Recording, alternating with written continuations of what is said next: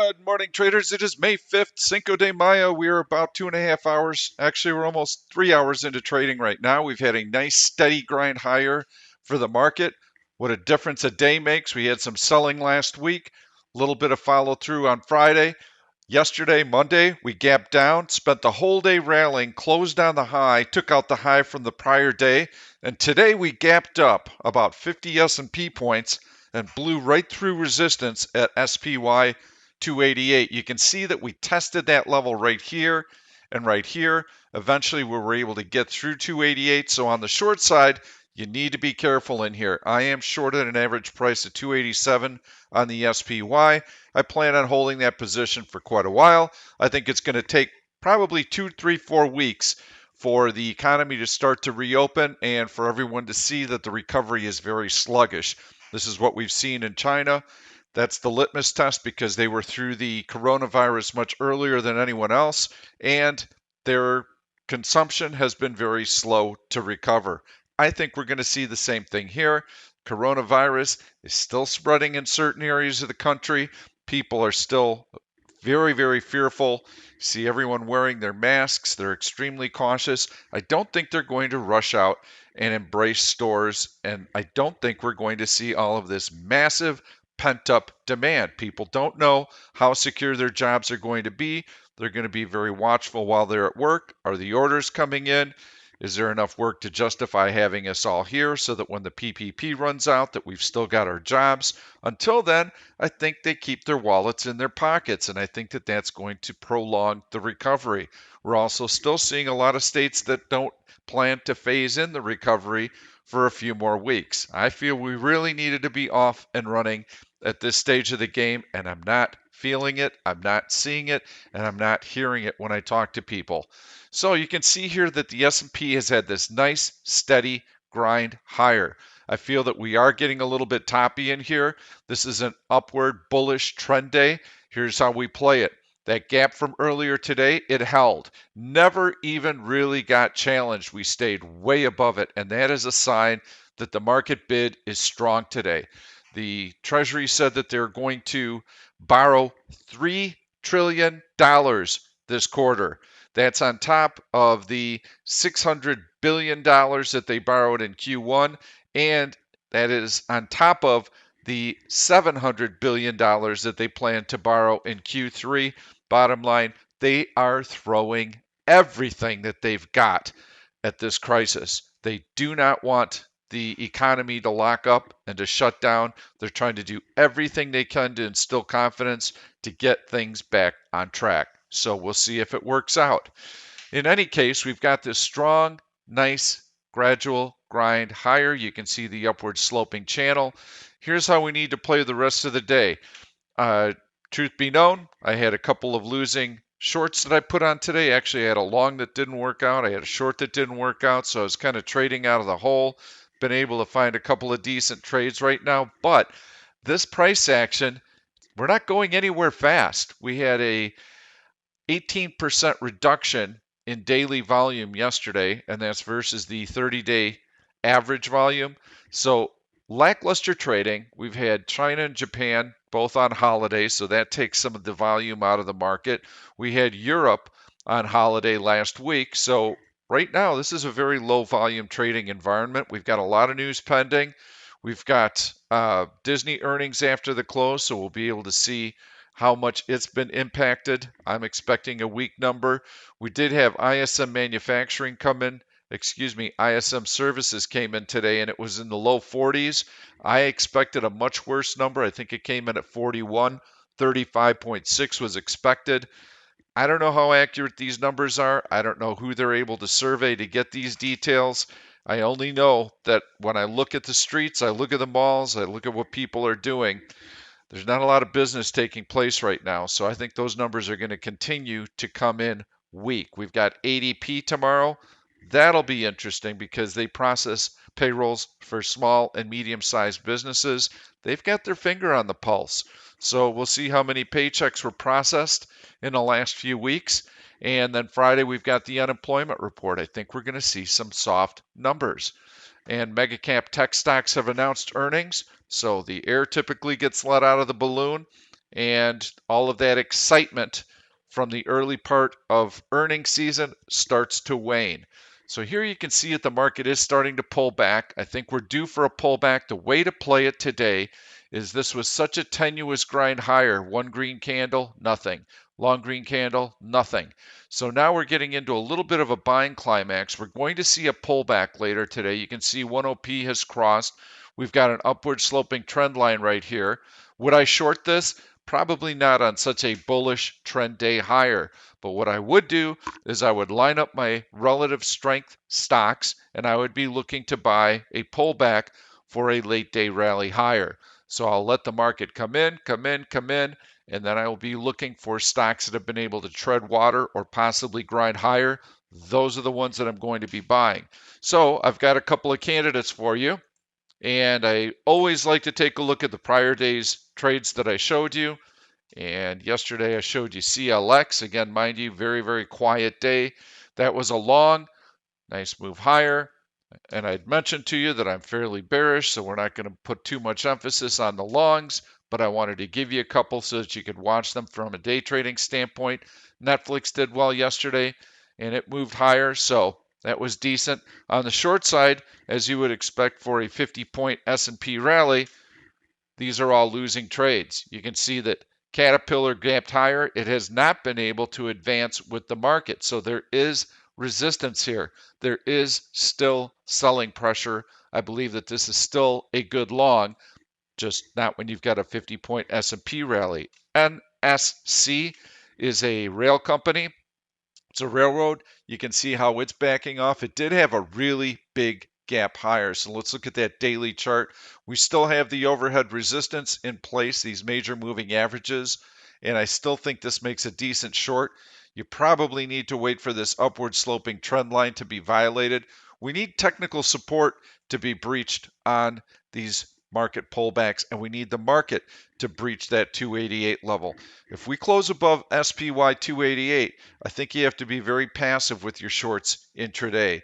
If we crack back below it, I think that there's a chance for the selling to accelerate because that will be the second time that that resistance level has been challenged. So I'm going to go back to that point again before we conclude. GD was a short that I showed you yesterday. It was actually a pretty nice one. I just shorted it a little while ago, made some decent money on it when it made a new low of the day right here. And you can see that that stock has been giving back a lot of its gains. So that was another one. And ETN was the final short that I highlighted yesterday. And you can see it's gapped higher. Now it's flirting with the high of the day. So that's actually fairly bullish price action out of it. Still has that major resistance level above. So the shorts that I showed you yesterday did not work for an overnight short. We've got too much market strength going on right now. That $3 trillion worth of borrowing by the Treasury has got a bid to the market right now. And let's go back into the daily chart on the SPY, get our bearings again. So we had this resistance right here at SPY 288. That is the 100-week moving average. And we fell below it, and that's where we got short. And we also had this upward trend line violation on a daily basis. So that was enough of a technical breach to get me short. What do you want to see from here in, Pete? I would like to see us attempt this high right here, but to make a lower high and then to come back below that 288 level. May take a day or two for that to happen. We've got plenty of news this week. I hope that that's the news that causes to roll over. Then I would feel pretty good about holding my short positions. What I don't want to see is I don't want to see us take out this high right here. It's at approximately SPY 293. That would tell me that we're probably going to challenge the $300 level where the 100-day and 200-day moving averages come into play. And there you can see them right there, right at SPY 300. I think this is a formidable resistance level. Plus, it puts us well above the halfway point between the high and the low. So I think that we start to see some selling there. This is going to take time, though. Everyone right now is saying, hey, look, the virus is getting better. Well, we were expecting that. Hey, look, the economy's opening. Well, we were expecting that. It's the speed with which consumers start purchasing that I think is absolutely critical, and the speed with which companies start to hire back their employees. And I'm not talking about the next 2 or 3 weeks. They've got the PPP to lean on. In essence, the government is funding that payroll for them. So, of course, they're going to hire people back. It's what happens after that. So, this top may take another 2 or 3, 4 weeks to form. But as that consumption starts to be really, really sluggish, and as that recovery starts to look like it's going to be very, very slow, that is what I believe prompts the next leg of selling and that rollover. You're also going to have a lot of people that aren't able to make their property tax payments, which those are coming up in a few weeks as well. So that news is going to take time to be reflected in the market. And so we have to be a little bit patient with shorts, but I am not expecting this to be a V bottom recovery where we get right back on track and we're off to the races. So we'll see. I know where my stops are. I know to admit when I'm wrong. For right now, I'm going to try and stick with those positions. I don't mind challenging this high, but I would prefer to make a lower high and to come below that 288 level. If I see that, then I will be more aggressive with my shorts. And the VXX is coming in, so we've got option implied volatilities starting to get a little bit more reasonable. Can I buy puts here? Not yet. I would have to sell out of the money bearish call spreads and use those proceeds to finance the purchase of out of the money bearish put spreads or put debit spreads. So that's how I would approach the market if we break back below this 288 level and we start to see some accelerated selling. So we'll also be able to see what the unemployment numbers look like. The data points have been very hard to come by. A lot of government agencies are closed. The purchasing managers that they survey for ISM services and manufacturing, I'm not exactly sure how many of them are at work or how reliable those sources are. So we've just got to let this dust settle and wait for the information to provide us with some clarity. Right now, we don't have a whole lot of it, and corporations are pulling their guidance. So we didn't have much clarity coming out of earnings season. The one recurring theme that I am seeing in earnings season is Q2 is going to be much worse than Q1. And I've seen that pretty much across the board. So, given that we're looking for a bullish close today and that we're above 288, I've got to keep us on the long side of the market here. So, let's take a look at some stock picks that I have. I'm going to keep this up in the background. And mind you, wait for that pullback, pullback, pullback later today. That's going to provide us with a buying opportunity into the close. So the stocks that I like on the long side today, Apple's done real well. Apple looks good. We've got it right on the high of the day. And I'm going to go into the daily chart on it. And there you can see it's above that 100-day moving average. We're through the earnings. We're actually through this resistance level from last week after it reported. And you can see the steady grind higher. So stock will pull back with the market. I think that's one that you can buy into the close. ETSY has been super, super strong. Massive breakout on that stock. Now here you can see point for point relative strength. Market pulling back, pulling back, pulling back. This is the SPY in the background here. Stock up, up, up. This stock wants to move higher. It's already made a big run. I personally wouldn't be buying it right here unless the market really pulled back and the stock gave me a little bit of a better entry point, perhaps at the prior high of the day right in here around that $75 level. Then I would definitely be interested in buying it. But right here on the high of the day with the market softening, no, I wouldn't be anxious to buy it right now. Take a look at that daily chart. And you can see it blowing through the previous high. ETSY looks very, very strong. Could be a good candidate this afternoon for a day trade. Could be a decent overnight as well. SHOP is the final stock I want to show you today. Really nice compression right here at the all-time high. Breakout, strong, today with excellent relative strength. You can see that relative strength all through here while the market was kind of floundering around in spurts. This stock was charging higher. I like it. You need a pullback that'll provide you with a nice entry point. It's the kind of stock that I'd want to be trading today. How do we find it? We go into our searches and we bring up relative strength 30.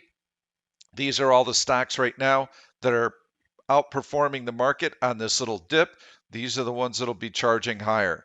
PXD actually looks pretty good as well. That's an energy stock. All the energy stocks are higher. Oil is trending higher, and prices are moving higher in oil as economic recoveries start, not just in the US, by the way. Global economies are trying to restart around the world. And we are seeing a sluggish restart in many other countries like Italy as well. So that's what we really need to keep an eye on is how anxious are people how anxious are they to get right back to business? And are they going to be cautious? So I believe that they are, and that's what's going to keep a lid on this rally. So this is the search that we use to find these stocks. You can see ETSY right in here. Very, very easy to do. So we keep pounding through this list as that market pulls back. We've got Bull Run as another search. Just keep hitting these 5 to 10 top stocks and looking and looking. A lot of people in the chat room got on team early today, rode the heck out of that, had one little pullback and then back off to the races. Take a look at it on the daily basis through horizontal resistance, long green bars stacked one on top of the other. This stock has a lot of buying momentum. So that gives you some stocks to look at. Team certainly looks good. Apple looks good. Shop looks good. ETSY looks good as well. So those are your longs that you should focus on. As long as the SPY closes above 288, you have to favor the long side for your day trades and your swing trades. But I would be very, very cautious and I'd watch the price action in the next few days, especially with those major announcements coming.